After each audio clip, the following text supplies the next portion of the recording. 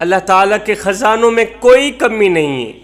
وہ اپنے بندے کو اس کی محنت کا، اس کی مشقت اور اس کی عبادت کا صلہ ضرور دیتا ہے، اگرچہ بعض دفعہ اس کی حکمت کی بنا پر اس کے یہاں دیر ہو جاتی ہے، مگر اندھیر نہیں ہوتی۔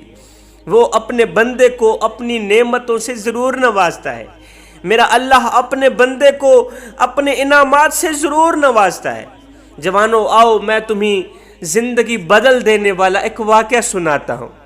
یہ واقعہ آپ کے اندر چھپی مایوسی کو جڑ سے اکھاڑ کر باہر پھینک دے گا۔ وہ واقعہ کچھ یوں ہے کہ بنی اسرائیل میں دو بھائی رہا کرتے تھے، جن میں ایک مسلمان تھا اور دوسرا کافر تھا۔ ایک بھائی مسلمان تھا اور دوسرا کافر تھا۔ دونوں بھائی مچھلیوں کا شکار کیا کرتے تھے۔ کافر بت کو سجدہ کر کے جب مچھلیوں کے لیے جال دریا میں ڈالتا تو جال میں اس قدر مچھلیاں آ جاتی، جال اس قدر مچھلیوں سے بھر جاتا کہ جال کو کھینچنا مشکل بن جاتا، مگر مسلمان بھائی کی جال میں صرف ایک ہی مچھلی آتی تھی۔ کافر بھائی کی جال میں ہزاروں کی تعداد میں مچھلیاں آ جاتی، مگر افسوس مسلمان بھائی کی جال میں صرف ایک ہی مچھلی آتی اور وہ اس ایک مچھلی پر اپنی گزر بسر کرتا، اللہ تعالیٰ کا لاکھ لاکھ شکر ادا کرتا۔ ایک روز اس مسلمان کی بیوی اپنے مکان کی چھت پر گئی تو اس کی نظر کافر کی بیوی پر پڑی، کافر کی بیوی پر پڑی جو زیور اور بہترین لباس سے آراستہ تھی۔ یہ دیکھ کر اس مسلمان کی بیوی کے دل میں وسوسہ پیدا ہوا کہ کاش میں بھی ایسی ہوتی، کاش میں بھی اس طرح کے سونے زیورات سے لدی ہوئی ہوتی، کتنا اچھا ہوتا۔ کافر کی بیوی بولی، تو اپنے شوہر کو اگر آمادہ کر لے کہ وہ بھی میرے شوہر کے معبود یعنی بت کی عبادت کیا کرے، میرے شوہر کے خدا کو مانا کرے، تاکہ تو بھی میری طرح مالدار بن جا، تو بھی میری طرح امیر بن جا، تو بھی میری طرح سونے سے آراستہ ہو، زیورات سے آراستہ ہو۔ ہائے، یہ سن کر مسلمان بھائی کی بیوی کچھ غم زدہ سی ہو کر مکان کے نیچے آئی۔ جب اس کا شوہر گھر آیا تو شوہر نے بیوی کا حال متغیر دیکھ کر دریافت کیا کہ آخر کیا بات ہے، آخر تو اتنی پریشان کیوں ہے، آخر کیا بات ہوئی ہے جس سے تو اس قدر غم زدہ معلوم ہوتی ہے۔ تو بیوی کہنے لگی، بس میاں بس، یا تو مجھے طلاق دے دے یا اپنے بھائی کے خدا کو مان لے۔ یہ سن کر اس کے شوہر نے کہا، او اللہ کی بندی، اللہ اللہ کر، یہ تو کیا کہہ رہی ہے؟ بولی، بس بس، اب میرے آگے لمبی چوڑی باتیں نہ کرو، میں ننگی پوجی ہرگز نہیں رہ سکتی۔ جبکہ دوسری عورتوں اور خصوصاً تیرے بھائی کی بیوی کو میں دیکھ رہی ہوں، وہ زیورات اور عمدہ عمدہ لباس سے آراستہ رہتی ہے، اور ایک میں ہی غربت کی زندگی کیوں گزاروں؟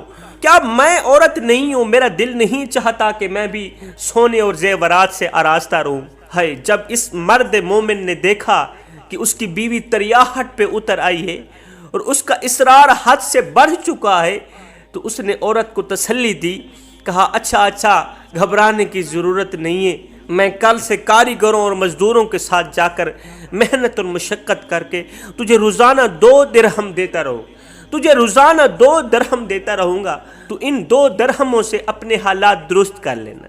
یہ سن کر عورت کو کچھ تسکین ملی، کچھ تسلی ملی۔ صبح ہوتے ہی یہ مرد مومن مزدوری کی تلاش کے لیے نکلا، لیکن افسوس کہ کسی نے بھی اس مزدور کی بات نہ سنی۔ یہ غم زدہ مزدور روتے روتے دریا کے کنارے پہنچا۔ اس نے اللہ تعالیٰ کی عبادت کرنی شروع کر دی۔ دریا کے کنارے میں بیٹھ کر اللہ کی عبادت میں مصروف رہ کر رات کو جب گھر آیا تو بیوی نے دریافت کیا، آج تم کہاں تھے؟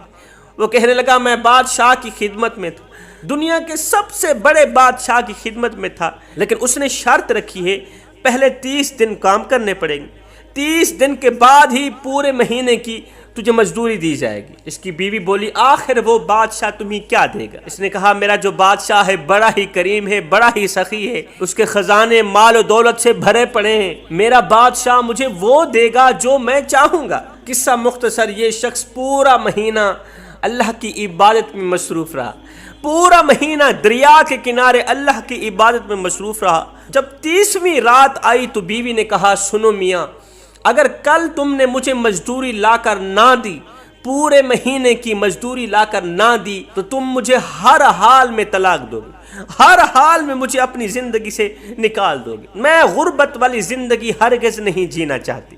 30ویں صبح کو اس نے ایک یہودی سے کہا کیا تم مجھے مزدوری پر لگا لو گے؟ یہ سن کر یہودی کہنے لگا ہاں تم کو مزدوری تو مل جائے گی، لیکن شرط یہ ہے کہ میرے پاس تمہارے کھانے پینے کو کوئی انتظام نہیں ہوگا۔ اب یہ مرد مومن روزے کی نیت کر کے یہودی کے ساتھ ہو لیا، یہودی کے ساتھ کام میں مصروف ہو گیا۔